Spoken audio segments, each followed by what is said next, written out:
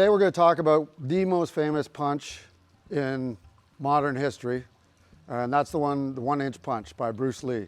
So it was made famous at the 1964 International Karate Tournament in Long Beach, and Bruce Lee presented it. And there's a couple variations of this that we're doing. The 1-inch is one version of it. We have a 1-inch, we have a 2-inch, a 3-inch, and we also have a floating punch. Today we're going to talk about the famous one, the 1-inch punch.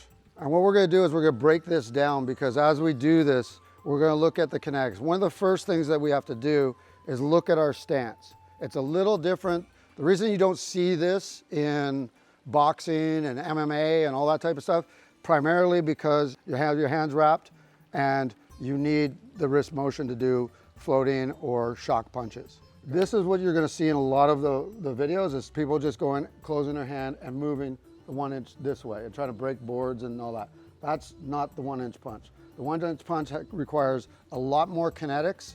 It requires the wrist motion. And the way that I was taught on the 1-inch punch is it's not the movement of from here to here, 1 inches, okay?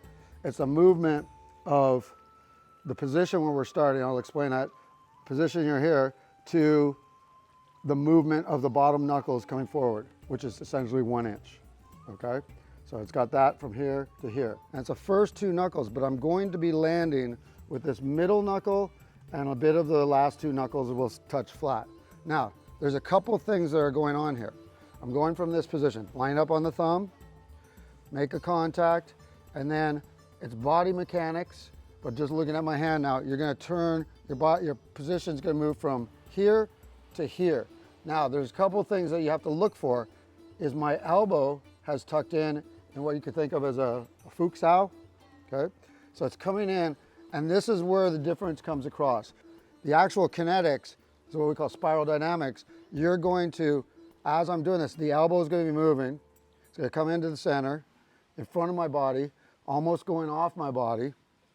And as I push, the energy is actually going that direction, not this direction, because the elbow is lining up, and it'll be slightly lower when I go in, and it's going to lock out right there.